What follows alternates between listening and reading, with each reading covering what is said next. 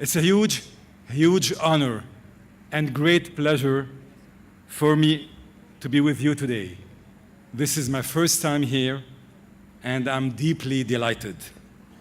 First of all, I want to offer my most sincere congratulations. I know you've all been through a lot just to get to this point. Many sleepless nights and sacrifices that you wouldn't want to repeat. And now, you and your families are looking at the future and thinking about what's next. It's not easy, I know, but still, it's exciting. I fondly recall my graduation day, an overwhelming one, to say the least. With my cap and gown, I could hardly look at my friends. Anxiety was predominant. So I totally feel with you. Graduation day is a roller coaster of emotions for grads and for their families as well. It's a moment of celebration, achievement, and hope for the future and reflection over the past. We make our life, we write our story, and the adventure ahead of us is the journey to fulfill our own purpose and potential.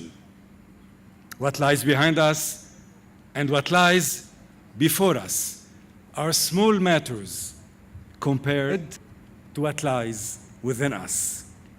Well, in the great tradition of graduation commencement speeches, the American University of Iraq, Suleimani, asked me to say a few words about myself.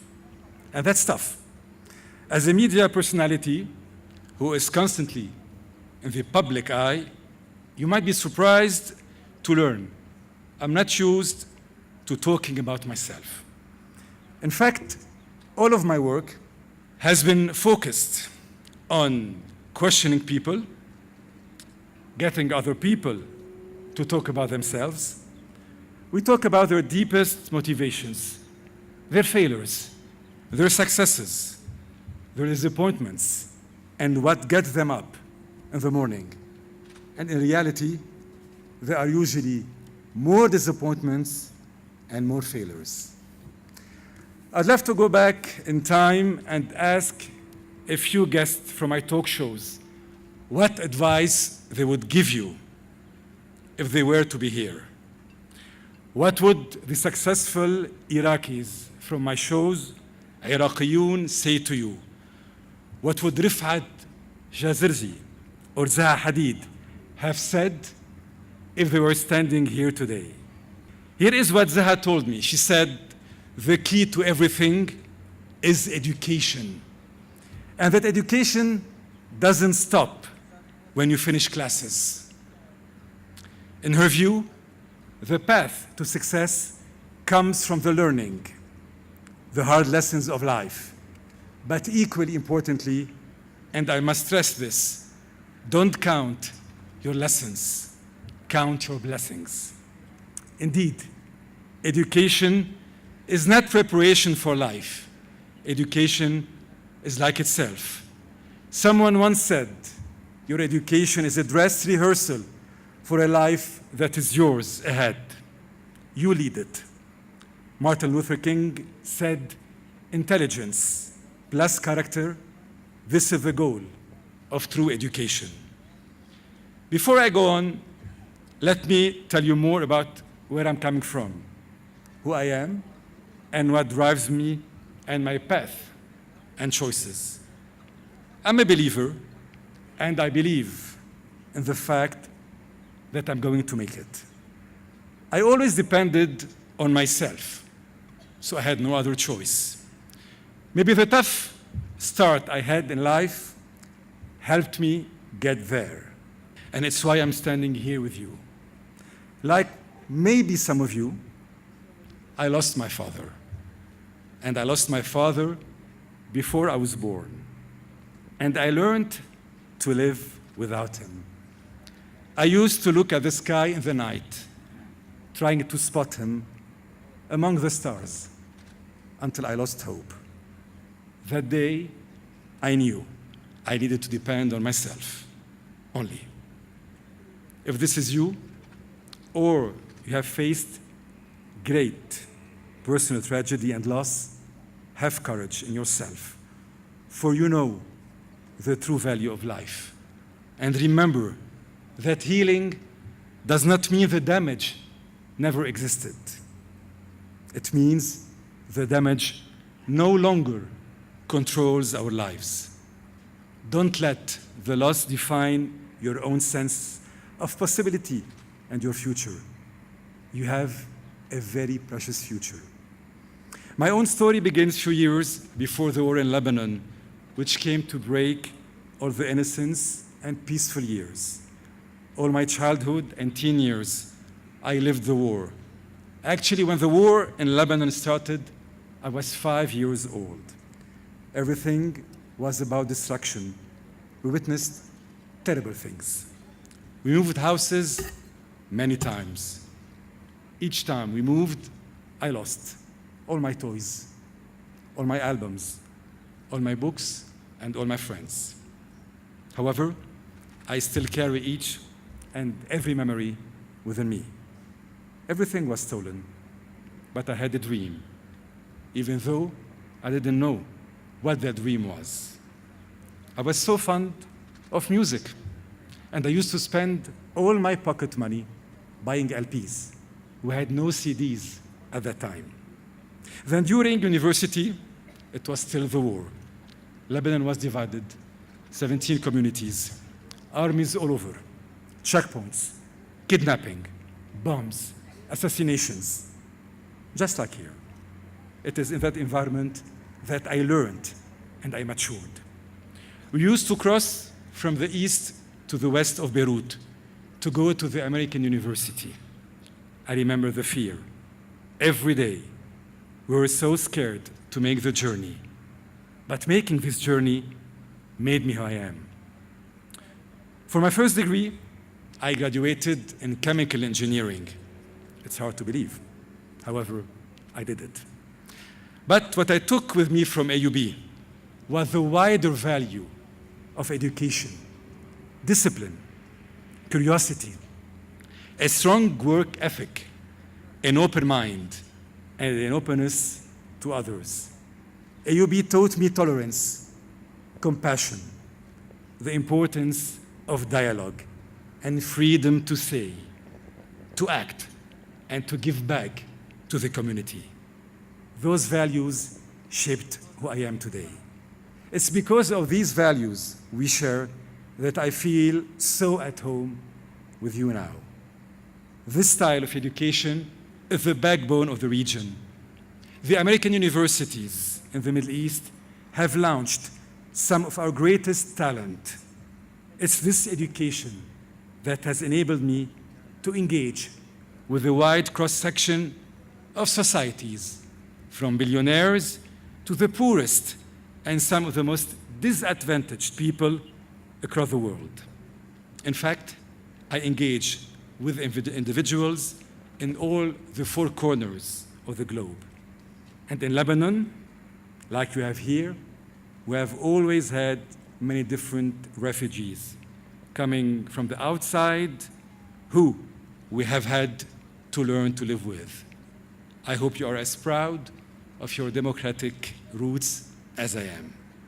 When I graduated from AUB in 1991, I later did a master's in business administration. The war in Lebanon had just finished. We knew nothing about a country should be. We just wanted a normal life, like the ones we used to see in the movies.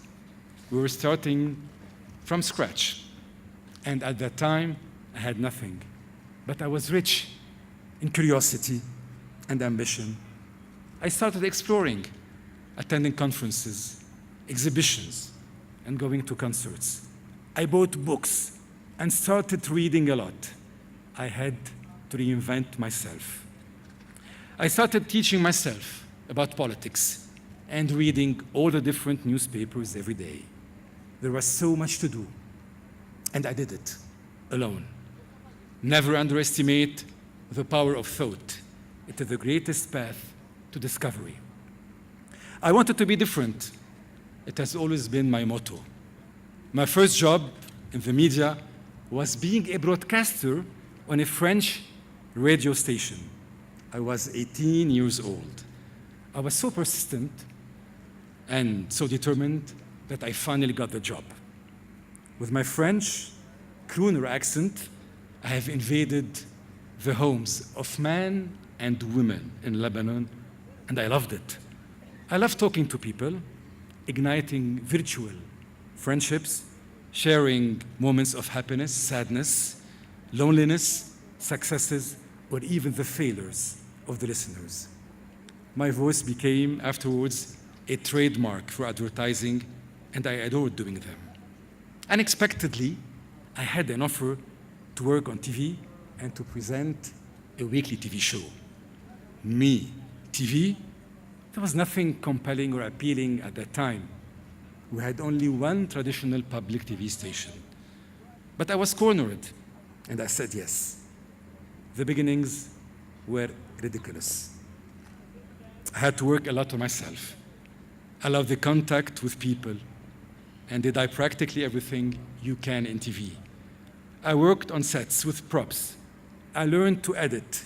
I got involved with sound, lighting, production, and I have been behind and in front of the camera. My journey in TV was not an easy one. Many people attempted to stop me from climbing the ladder, from secret services to politicians, from critics to colleagues. Even the heads of the TV stations were against me.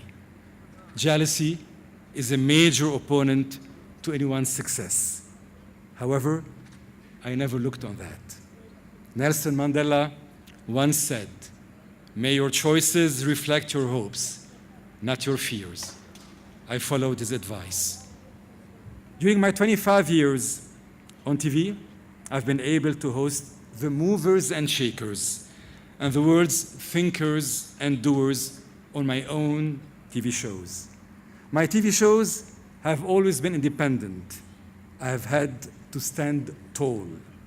This is very tough in a climate where most TV stations are fueled by political money and big businesses. I have done this by working very hard to develop exceptionally high-quality content. In an environment where quality is vanishing, I had to combat stereotypes and impose in-depth programs. Today, I sit on major global panels. I give conferences and talks all over the world to empower people, to stimulate the youth, to motivate them to go onward and never give up, whatever the obstacles are. My mission in life is to make the future generations proud and hopeful for their future. In my TV work, the underlying agenda of the shows is always to reject negativity and inspire hope among viewers. Consider the past several decades of news coming out of this part of the world. War, strife, sectarianism, tribalism, and extremism. This constant negative news stream stifles hopes and encourages nihilism, which is why offering a counter-narrative is so important. The idea of Takrim came from my TV shows. I have done shows with some of the world's biggest names: Luciano Pavarotti, Bill Gates, the Dalai Lama, Nelson Mandela, Paulo Coelho, Andrew Agassi, to name few, as well as remarkable Middle Eastern personalities. The public discovered, with me, the real personalities of Zaha Hadid, Carlos Ghosn, Nicholas Hayek, Tom Barak, and many more.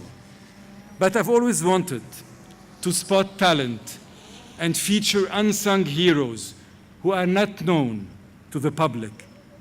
Through my work in the media, I have a unique opportunity to shine a spotlight on individuals who are doing great things. Takrim was a vehicle to do this at a socially driven level. One of our main missions is to fight negative stereotypes and show people we are capable of great things. We launched Takrim 8 years ago, and today it's more important to promote role models and give young people something to aspire to. We do this through an awards platform. We honor individuals, organizations that are setting the highest standard in medical and scientific research, women and men pursuing excellence in education, in humanitarian work, as leaders in the corporate world, as pioneers in arts, and as budding entrepreneurs. We have 9 different award categories which we give out every year at a different country. Last year, the award ceremony was held in Egypt, and this year we shall be in Jordan. And one day, I would love to celebrate those successes in your beautiful country. We do this in order to turn negatives into positives.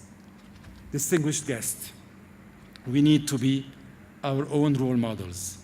At some point in my life, I had a choice. I made a decision to remain in my country and perhaps give up some opportunities for the purpose of bringing knowledge, economic growth, and social change back to the communities of the Arab world where I come from. What I want to tell you is that you do not need to go abroad to succeed. There are exceptional opportunities here where there is a lot to do. While you create your own future, you have the opportunity to shape the future of Iraq, Kurdistan, and the region. Here, you can make an impact you would never be able to in the West or elsewhere. With your education, you have all the right tools at your disposal, and in whatever you choose to do, you can make a positive difference simply by living those values. The values embraced by your university, your future alma mater, good citizenship, personal integrity, and the ability to communicate and listen to others, together have a wider effect that you can possibly imagine. We are all interconnected. How you live, how you behave, how you treat others has a direct influence in shaping the communities around and the quality of life you are able to experience for yourself. Life is all about relationships and friendships. So watch out how you use those selfies and pics of your friends here this evening. Soon to be graduates, I'd like to invite you to reflect on some tips and never forget them. Graduation is not the end, it is the beginning. The beautiful thing about learning is that no one can take it away from you. Follow your passion, stay true to yourself, and never follow someone else's path unless you're in the woods and you're lost and you see a path. Then by all means, you should follow that. Start where you are. Use what you have. Do what you can. To accomplish great things, we must not only act, but also dream. Not only plan, but also believe. My final message to you is, be the change you want to see. Dream, believe, act, and have fun. I wish you all a lot of fun. Mabruk.